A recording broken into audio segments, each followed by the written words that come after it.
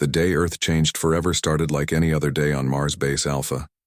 The red dust covered everything as usual, and the team of 20 humans went about their normal tasks.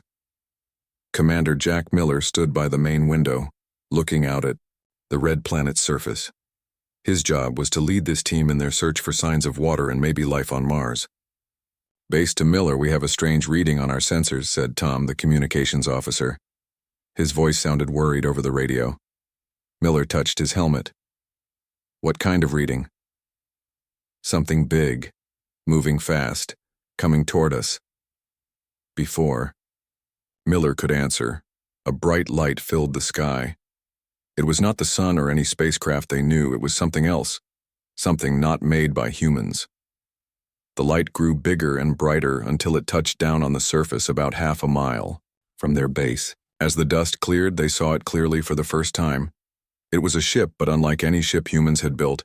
It shone like metal but moved like something alive. "Everyone stay calm," Miller ordered his team. "We've trained for this. First, contact protocol is now active." Inside the base, hearts raced and hands shook. Humans had wondered for centuries if they were alone in the universe. Now they had their answer. From the alien ship, strange shapes emerged. They walked on 6 legs and had bodies that looked like a mix between insects and machines. Their heads had 4 eyes that moved in different directions at once. "They don't look friendly," whispered Lisa, the team doctor. "Don't judge by looks," Miller said, though his own heart was pounding. "Let's meet them properly." Miller selected 5 team members to join him outside. They put on their full spacesuits and stepped through the airlock.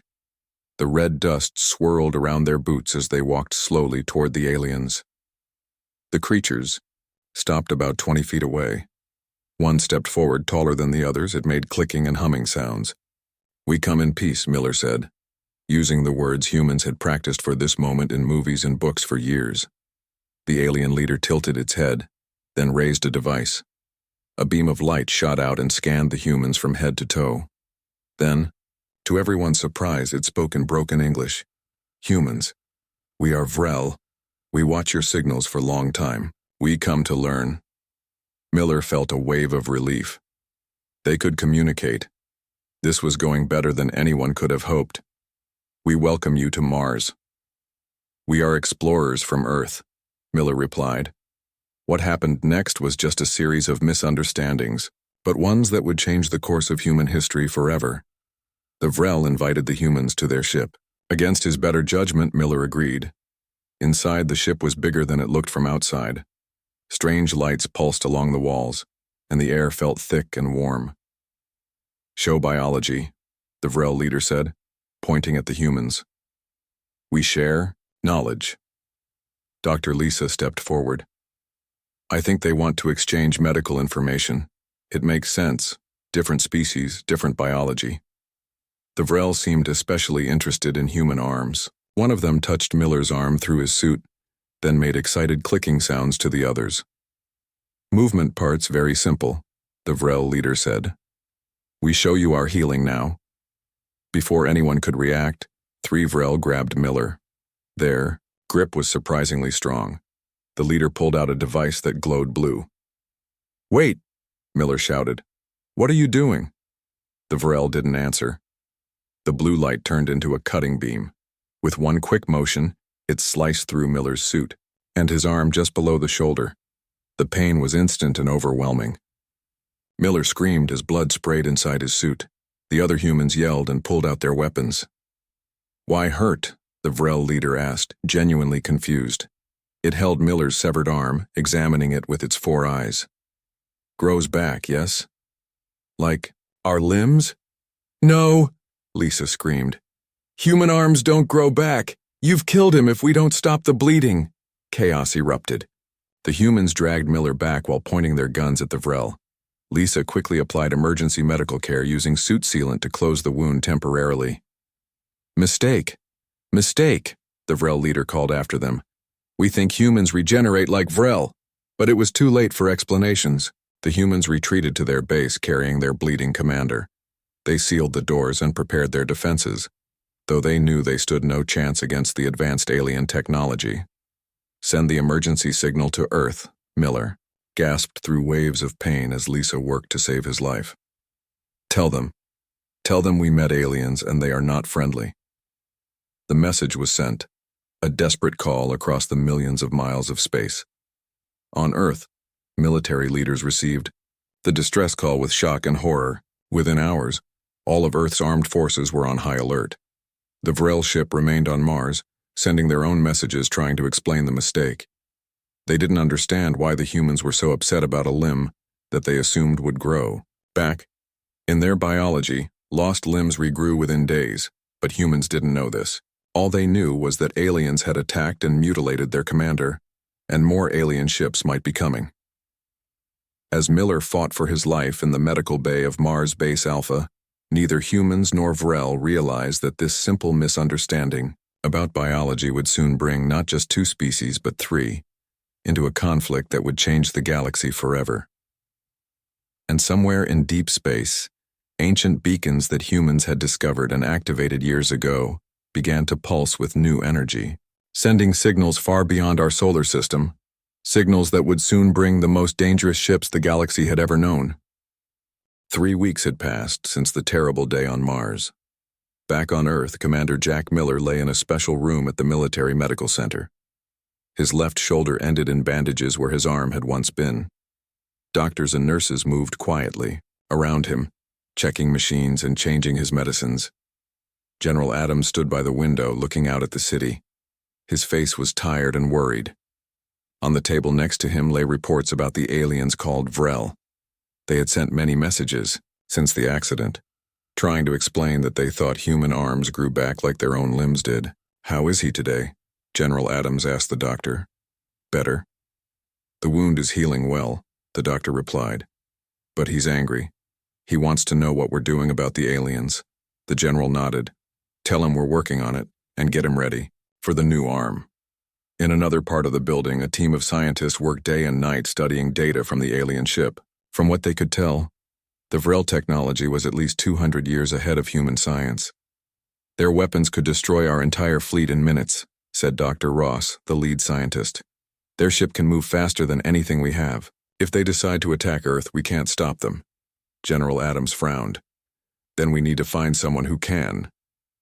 Late that night, the general called a secret meeting. Only 10 people in the world knew about this meeting. They gathered in a room, deep underground, protected from all signals and spies. Admiral Wilson, an old man with white hair, stood up to speak. 20 years ago, we found something strange in space. Not a signal from the Vrel, but from somewhere else much further away. We've been studying it ever since. We think it was a message, a way to call for help." He pressed a button, and a strange pattern of lights appeared on the screen. "We call it Protocol Omega. It's a beacon system. If we activate it, we send a specific signal into deep space. We never did it because we didn't know who would answer. But now, we need help." "General," Adams looked around the room. "The President has given approval. We're activating Protocol Omega tonight." In his hospital bed, Miller watched the news. The government had announced that aliens had been discovered on Mars, but they hadn't told the whole truth. They said it was a peaceful meeting. Nothing about his arm. Nothing about the danger. A nurse entered, pushing a cart with something covered by a cloth. "Commander Miller, we have something for you," she said, pulling back the cloth. On the cart lay an arm, not flesh and blood, but metal and plastic. It shone under the lights, beautiful and dangerous looking at the same time. "The best we could make," the nurse said, "using some ideas from the Vrel ship data. It's stronger than your old arm. Faster, too." Miller sat up. "How long until I can use it?" "We can attach it tomorrow. It connects directly to your nerves and brain. You'll need training, but within a week it should feel almost like your real arm." Miller nodded. Maybe this was a fair trade, his arm for new technology. But he still saw the Vrel in his dreams, still felt the burning pain of the cutting beam. Meanwhile, deep beneath the New Mexico desert, massive machines powered up. The beacons of Protocol Omega, hidden among regular satellite equipment, began to send their signal. The pattern, discovered in ancient space noise 2 decades ago, repeated over and over, aimed at distant stars. None of the humans knew exactly what they were doing. They hoped for help, for protection. They didn't know they were calling one of the oldest and most powerful races in the galaxy. On Mars, the Vrel noticed the change immediately. Their sensors picked up the strange signal pattern coming from Earth. "What are they doing?" asked the Vrel leader, who had not left Mars since the accident. "Is this a weapon?" "No," replied the Vrel scientist. "It's a signal, but not like their normal communications. It's directed outward, to deep space." "Are they calling for help?" The leader's 4 eyes blinked in different patterns, showing worry. "Impossible. They are alone in this system. There is no one to help them." But the Vrel were wrong. Humans were not as alone as they thought. 2 months passed. Miller learned to use his new arm. It could crush metal, move faster than the eye could follow, and even sense heat and electrical fields. Sometimes he forgot it wasn't his real arm until he saw it in the mirror, gleaming silver against his skin. The Vrel remained on Mars, still trying to communicate, still trying to explain. Earth's leaders didn't know what to do with them. Should they forgive the mistake? Should they demand the Vrel leave? They didn't have the power to force them to go. Then, on a quiet Tuesday morning, every telescope and sensor on Earth and Mars detected something massive entering the solar system. Not one ship, but 3. Each one was larger than a city, moving in perfect formation toward Earth. The Vrel ship on Mars suddenly took off, moving to a defensive position. Their messages became urgent. "Danger coming. Danger. Who did you call? Humans?" Earth's military went to high alert. Nuclear weapons were made ready. Fighter pilots sat in their planes waiting for orders, but everyone knew it wouldn't be enough if these new ships were hostile. In the military command center, Miller stood before the main screen, his metal arm gleaming under the lights. The 3 ships were now visible, huge, dark shapes against the stars, like floating mountains. "They're hailing us," said the communications officer. "They want to talk." On the screen appeared a face, almost human but not quite. Pale skin, large eyes, no hair. It spoke, and its voice was deep and musical. "People of Earth, we are the Corvox. We received your call for protection. We have come to honor the ancient pact." Miller stepped forward. "What pact?" "We didn't know who we were calling." The Corvox smiled slightly. "No, you wouldn't remember. It was made long before your written history. We have watched your kind for millennia, protecting you from the shadows. Now you face your first real contact with the beyond, and it has gone poorly. We are here to help." The Vrel signals became even more panicked. They recognized the Corvox, ships. In their history, these beings were known as the Guardians, a race so advanced they were almost like gods. And they had come because humanity had called them. The game had changed. What started with a misunderstanding about a human arm had now brought a third player to the table, one that even the Vrel feared. The massive Corvax ships hung in Earth's orbit like silent mountains in space. People all over the world could see them at night, 3 bright spots moving slowly across the sky. Some people were afraid and hid in their homes. Others gathered in crowds, looking up with wonder. Inside the main Earth Command Center, Commander Miller stood with General Adams and other world leaders. His metal arm gleamed under the bright lights as they waited for the first official meeting. "With the Corvax. Are we sure about this?"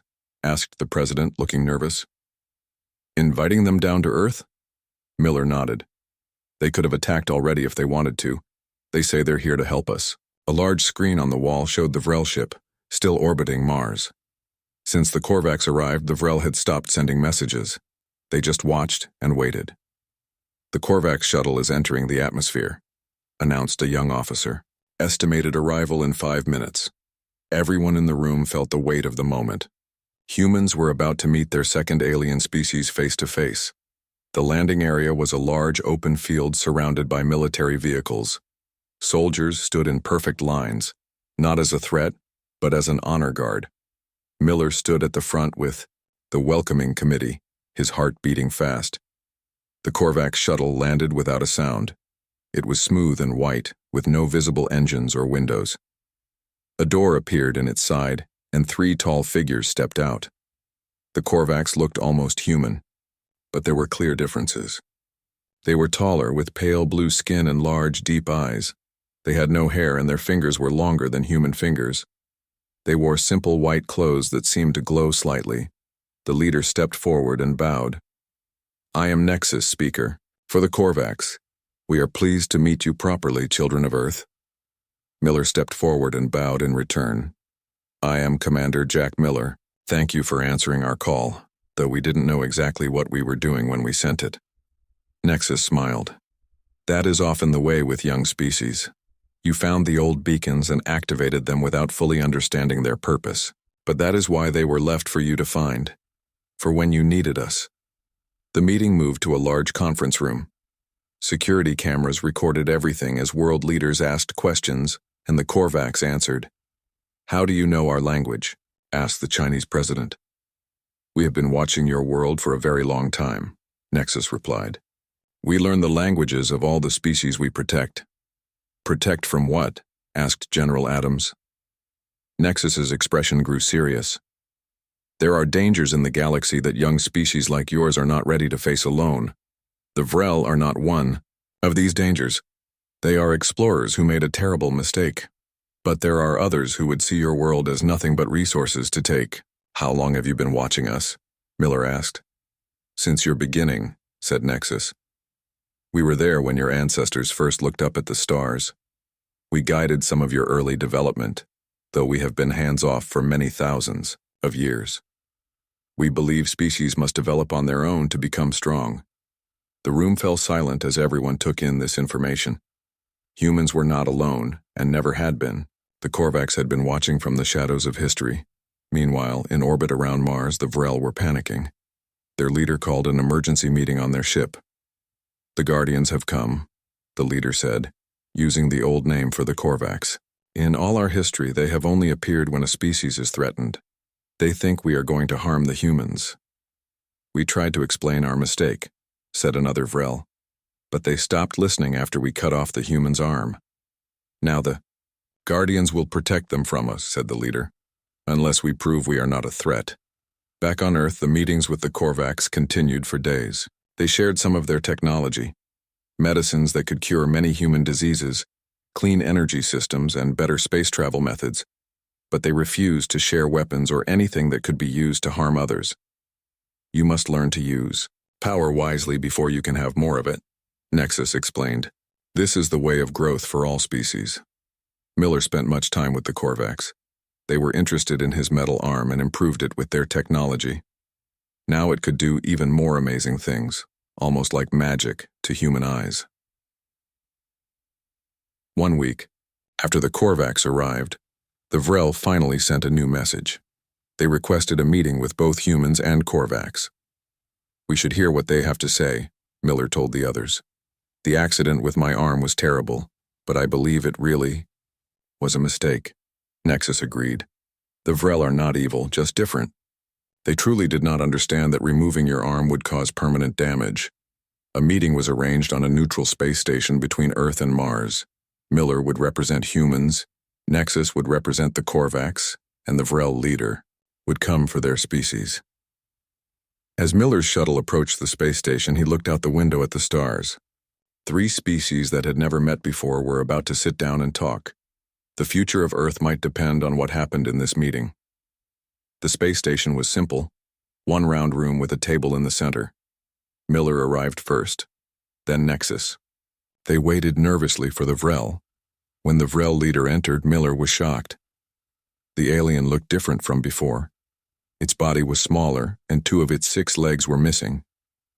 "I have removed parts of myself," the Vrel leader explained, its voice translator making the words sound flat, "to show I understand your pain. These will grow back for me, but I wanted to feel what you felt."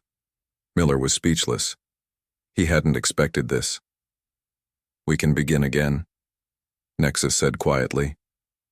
3 species meeting in peace. They sat down at the table, ready to talk. But unknown to them, Other forces were already moving in the darkness of space. The peace would not last long. On a small moon of Jupiter, hidden sensors detected new ships entering the solar system. Ships that belonged to neither humans nor Vrel nor Corvox. The real danger was just arriving. The meeting on the space station ended with hope. Miller, Nexus, and the Vrel leader had talked for hours. Though they didn't solve all problems, they agreed to work toward peace. The Vrel apologized again for taking Miller's arm, and Miller accepted that it was truly a misunderstanding. As Miller's shuttle returned to Earth, alarm bells suddenly rang. The pilot's face went pale as she read the incoming message. "Commander, we have a situation. New ships have entered the solar system. Not Corvox, not Vrel. Something else." Miller leaned forward. "How many?" "At least 20. Small, but fast. They're heading toward Mars." When Miller landed, he rushed to the command center. General Adams stood before a large screen showing the new ships. They were dark and spiky like sea creatures made of metal. "What do we know?" Miller asked. "Nothing good," replied the general. "They're not answering any calls. The Corvax seem worried, and the Vrel are in full panic mode." Nexus entered the room, moving quickly. His normally calm face looked troubled. "Those ships belong to the Dreth," he said. "They are scavengers who follow the Corvax. When we reveal ourselves to protect a young species, the Dreth sometimes come to take advantage of the situation." "Take advantage how?" asked Miller. "They steal technology, resources, sometimes even people for study. They are not as powerful as the Corvax, but they are dangerous and unpredictable." General Adams slammed, his fist on the table. "So by calling you for help, we attracted these Dreth too?" "I am afraid so," Nexus admitted. "We should have warned you this might happen." Before they could discuss further, the screen changed. The Vrel leader appeared, looking frantic. "The Dreth are attacking our ship. They claim we violated Corvax protection laws by harming humans. Help us." The screen showed flashes of light around the Vrel ship near Mars. The Dreth vessels fired strange weapons that seemed to bend space itself. Nexus turned to Miller and General Adams. "The Dreth are lying. They don't care about protection laws. They just want an excuse to attack and steal Vrel technology." "What should we do?" asked Miller. "We must help the Vrel," Nexus replied. "If the Dreth destroy them, they will come for Earth next." General Adams nodded grimly. "I'll order our space fleet to prepare, but our ships are no match for alien weapons." Nexus placed a hand on Miller's metal arm. "The Corvax will provide defensive technology for your ships, and we have something special for you, Commander." Within hours, Earth's small fleet of spacefighters was upgraded with Corvax shields. Miller was taken to a special room where Nexus presented him with a suit of armor that seemed to flow like water. "This will work with your arm," Nexus explained. "It responds to your thoughts just like your new arm does." Miller put on the suit. It felt light but strong, molding perfectly to his body. The metal of his arm seemed to blend with it, becoming part of a whole system. "Why me?" Miller asked. "Because you stand between worlds now," Nexus replied. "Part human, part machine. The suit works best with someone who already understands how to merge with technology." The first battle took place near Mars. The Earth ships, led by Miller in a special command vessel, joined the Corvax to defend the Vrel. The Dreth fought fiercely, their ships moving in strange patterns that seemed impossible. Miller discovered his new suit allowed him to connect directly with his ship's systems. He could feel the weapons, the engines, the shields, as if they were parts of his own body. With this advantage, he destroyed 3 Dreth ships, moving faster than any human pilot had ever moved before. But the Dreth had a surprise. One of their larger ships released hundreds of small drones. These drones ignored the battle and headed straight for Earth. "They're going for your planet," the Vrel leader warned. "They will take what they want and leave destruction behind." Half the Earth fleet broke off to chase the drones, but they were too slow. The drones entered Earth's atmosphere, heading for major cities. On Earth, panic spread as strange objects appeared in the skies. In New York, Tokyo, London, and other cities, people watched as Dreth drones hovered over buildings, scanning for technology to steal. The Corvax sent their own ships to help, but they couldn't be everywhere at once. Some drones were destroyed, but others began landing. They cut through walls like they were made of paper, taking computers, power sources, and sometimes even people. In the command center, General Adams watched helplessly as reports came in from around the world. "We need to do something dramatic," he said. "Something to end this before it gets worse." The Vrel ship, damaged but still fighting, sent a message. "We have a weapon that could disable the Dreth ships, but using it might harm Earth's electronics too." "How bad would the damage be?" asked General Adams. "Temporary. Your systems would recover in days, but it would stop the Dreth." The general looked at the screen showing dozens of cities under attack. "Do it." The Vrel weapon fired. A wave of energy spread through the solar system. All electronic devices flickered or shut down. The Dreth ships froze in space, unable to move or fight. But as promised, Earth's technology also failed. Cities went dark.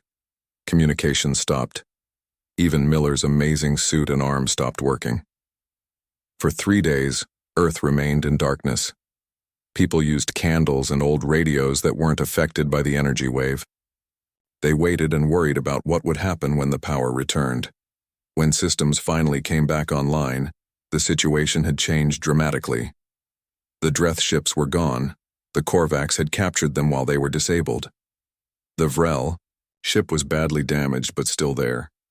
But now a new problem emerged. Many Earth people were angry. The battle had brought destruction to their cities. The Vrel weapon had shut down hospitals and other important services. Some people died because of it. "All aliens should leave," crowds shouted outside government buildings. "They brought this war to us."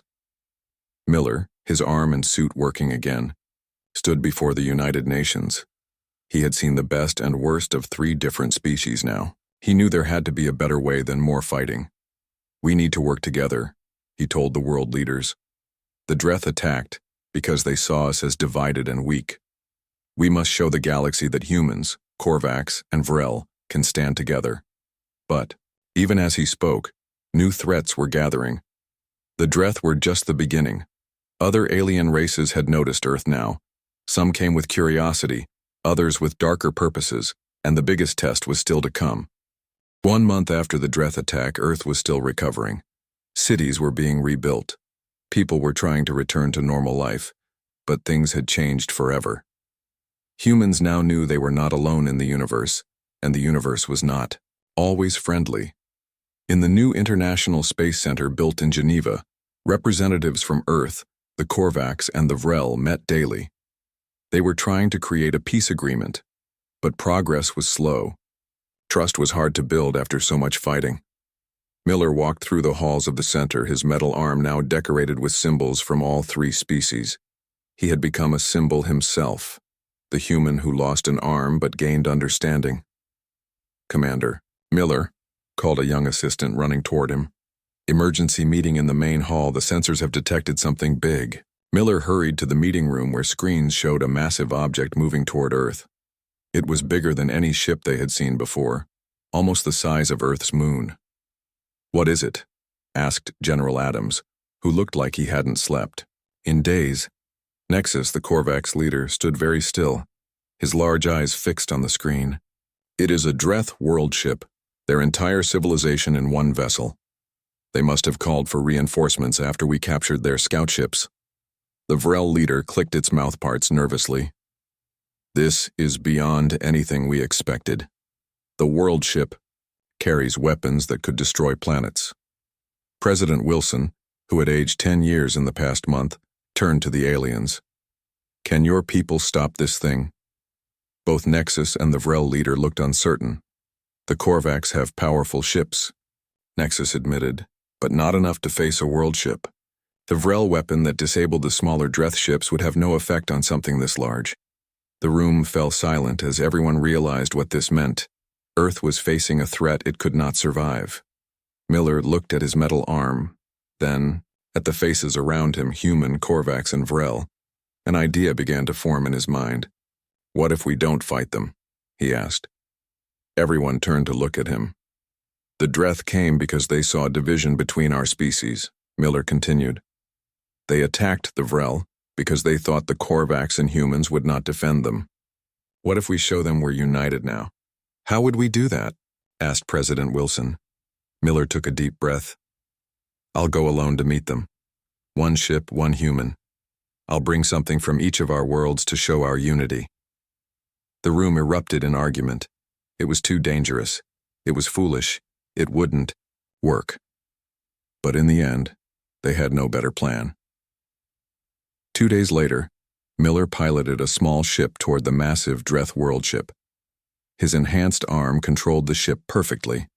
In the cargo hold, he carried 3 items: a simple tree from Earth, a crystal from the Corvox homeworld, and a living Vrel egg given as a sign of ultimate trust. As he approached the world ship, huge weapons turned toward his tiny vessel. A voice boomed through his communication system. Human ship. You are alone. You cannot fight. Why do you come? Miller activated his video system so the Dreth could see him. I come to talk, not fight. I am Commander Jack Miller of Earth. There was a long pause. Then the voice returned. You may enter through Bay 7. Any sign of weapons and you will be destroyed. Miller's ship was pulled into an enormous docking bay. When he stepped out, he was met by strange beings. The Dreth looked like tall, thin shadows with glowing eyes.